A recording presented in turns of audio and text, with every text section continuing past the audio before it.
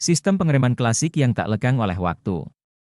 Meski terkesan sederhana, komponen-komponen di dalamnya punya peran krusial dalam keselamatan berkendara. Sebelum kita belajar cara perawatan dan memperbaiki rem tromol sendiri, ada baiknya kita pahami dulu komponen-komponen dan cara kerjanya.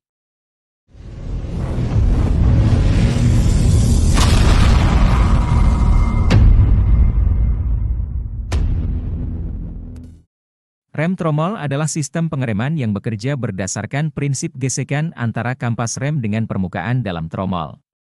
Komponen-komponen utama rem tromol meliputi 1. Tromol. Tromol atau dalam bahasa Inggris disebut drum brake, merupakan komponen penting dalam sistem pengereman kendaraan. Bentuknya menyerupai tabung atau drum yang terhubung langsung dengan roda sehingga ikut berputar. Fungsi utama tromol adalah sebagai tempat kampas rem bergesekan. Ketika pedal rem ditekan, kampas rem akan menekan permukaan dalam tromol, menghasilkan gaya gesekan yang berfungsi untuk memperlambat atau menghentikan putaran roda. 2. Kampas rem atau brake shoe, adalah komponen penting dalam sistem pengereman tromol. Kampas rem terbuat dari bahan khusus yang dirancang untuk tahan terhadap panas dan gesekan tinggi. Ketika pedal rem ditekan, silinder roda akan mendorong kampas rem untuk menekan bagian dalam tromol. Gesekan yang terjadi antara kampas rem dan tromol inilah yang kemudian akan mengubah energi kinetik kendaraan menjadi energi panas, sehingga kendaraan dapat melambat atau berhenti. 3.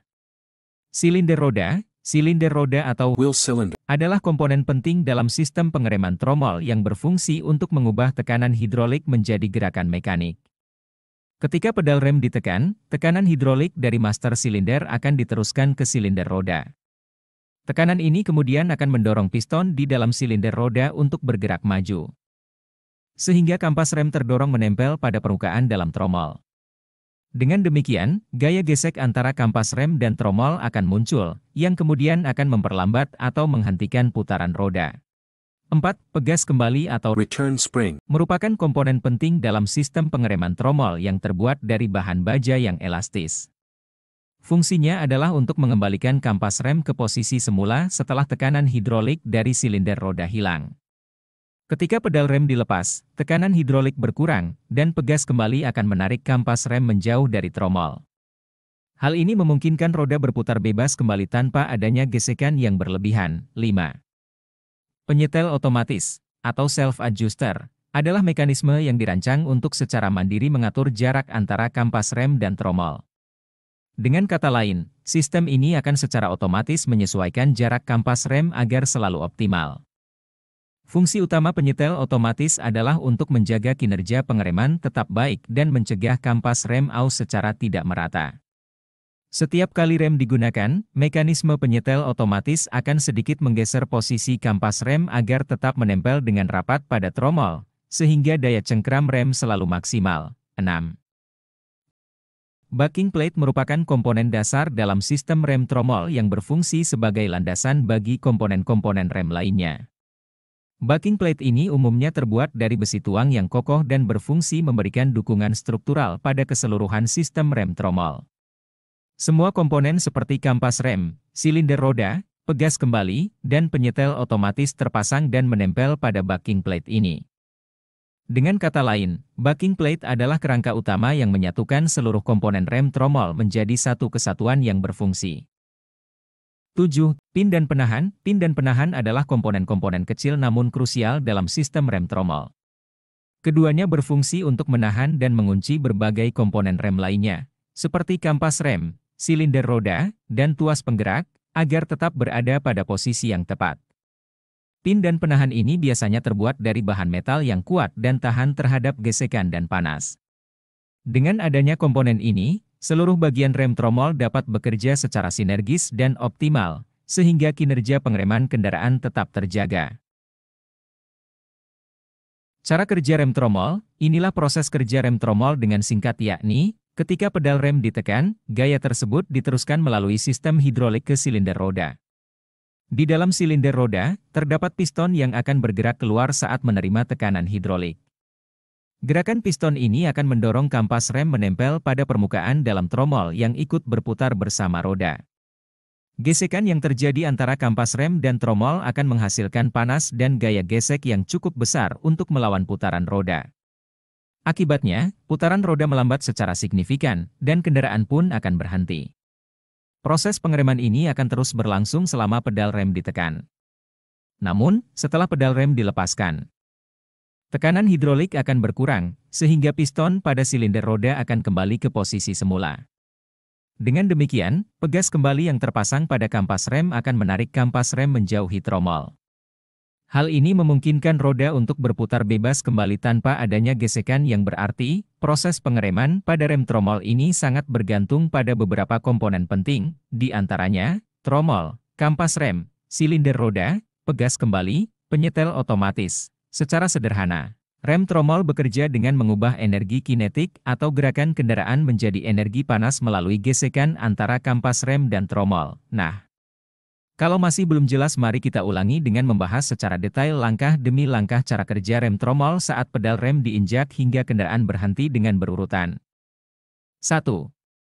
Pedal rem ditekan. Ketika pengemudi menginjak pedal rem, gaya tekan ini akan diteruskan melalui batang penghubung ke master silinder. Setelah itu dilanjutkan pada langkah kedua, yaitu tekanan hidrolik terbentuk. Seperti yang kita ketahui, di dalam master silinder terdapat cairan rem atau cairan hidrolik.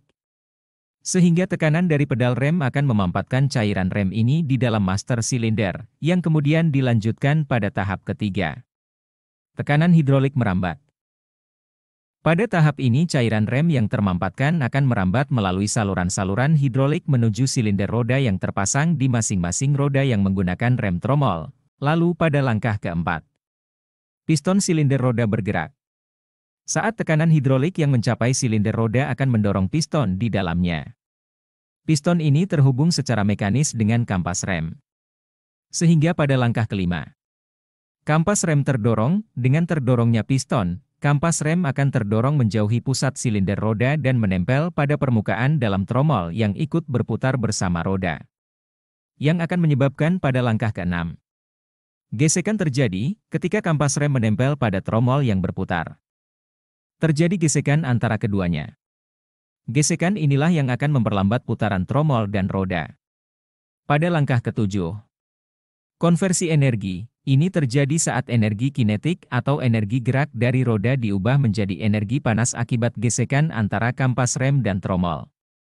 Panas ini kemudian akan disipatet atau tersebar ke udara sekitar. Sehingga pada langkah ke-8, kendaraan melambat, di mana dengan berkurangnya kecepatan putaran roda akibat gesekan, kendaraan pun akan melambat.